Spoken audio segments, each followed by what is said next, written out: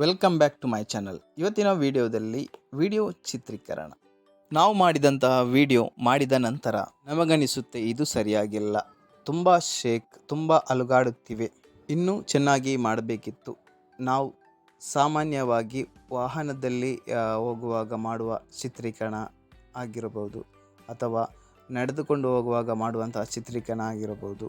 ಹೆಚ್ಚಾಗಿ ಅದು ಅಲುಗಾಡುತ್ತಾ ಇರುತ್ತೆ, ಶೇಕ್ ಆಗ್ತಾ ಇರುತ್ತೆ. ಅಂತಹ ವಿಡಿಯೋಗಳನ್ನು ಹೇಗೆ ನಾವು ಸ್ಟೇಬಲ್ ಮಾಡೋದು ಅಂತ ಹೇಳಿ ಈ ವಿಡಿಯೋದಲ್ಲಿ ನಿಮಗೆ ತೋರಿಸ್ತೇನೆ. ನೋಡಿ, ಸ್ಕ್ರೀನಲ್ಲಿ ನಿಮಗೆ ಕಾಣ್ಬೋದು ಸ್ಟೇಬಿಲೈಸೇಷನ್ ಮಾಡಿದ ಮೊದಲು ಮತ್ತು ನಂತರದ ವಿಡಿಯೋ ನೀವು ಇಲ್ಲಿ ನೋಡ್ತಾ ಇರ್ಬೋದು. ಅದು ಹೇಗೆ ಅಂತೇಳಿ 2-3 ಸಿಂಪಲ್ ಆದ ಸ್ಟೆಪ್ಗಳಿಂದ ನಿಮಗೆ ನಾನು ಹೇಳಿಕೊಡ್ತೇನೆ, ಬನ್ನಿ. ಮೊದಲು ಮೇನ್ ಮೆನುವಿಗೆ ಹೋಗಿ ಅಲ್ಲಿ ಫೋಟೋಸ್ ಫೋಲ್ಡರ್ ಏನಿದೆ, ಗೂಗಲ್ಗೆ ಸಂಬಂಧಿಸಿದಂಥ ಒಂದು ಫೋಟೋಸ್ ಫೋಲ್ಡರ್ ಇದೆಯಲ್ಲ, ಅದನ್ನು ಕ್ಲಿಕ್ ಮಾಡಬೇಕು.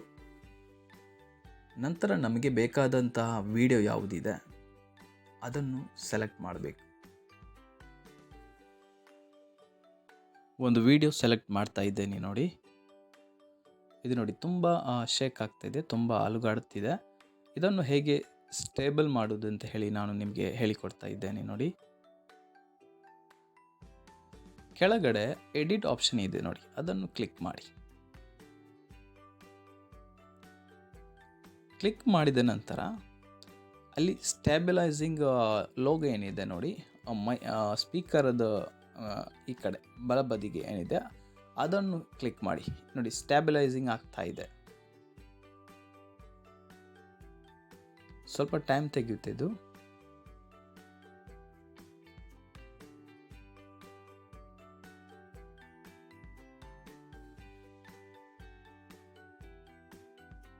ಸ್ಟೇಬಿಲೈಸಿಂಗ್ ಆಗಿದೆ ನೋಡಿ, ಈಗ ಸೇವ್ ಆಗ್ತಿದೆ.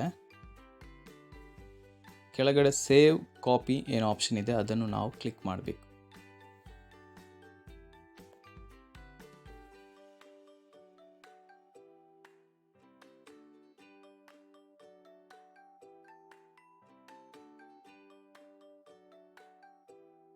ನೋಡಿ, ವಿಡಿಯೋ ರೆಡಿ ಆಗಿದೆ ನೋಡಿ. ಬಿಫೋರ್ ಮತ್ತು ಆಫ್ಟರ್ ವಿಡಿಯೋ ನೋಡಿ. ಈ ವಿಡಿಯೋ ಇಷ್ಟ ಆದರೆ ದಯವಿಟ್ಟು ಲೈಕ್ ಮಾಡಿ, ನನಗೆ ಸಪೋರ್ಟ್ ಮಾಡಬೇಕು. ಹಾಗೆಯೇ ಈ ವಿಷಯ ನಿಮಗೆ ಗೊತ್ತಿರಬಹುದು, ಆದರೆ ತುಂಬ ಮಂದಿಗೆ ಇದು ತಿಳಿದಿಲ್ಲ. ದಯವಿಟ್ಟು ಶೇರ್ ಮಾಡುವ ಮುಖಾಂತರ ಅವರಿಗೂ ಇದನ್ನು ತಿಳಿಸಿ.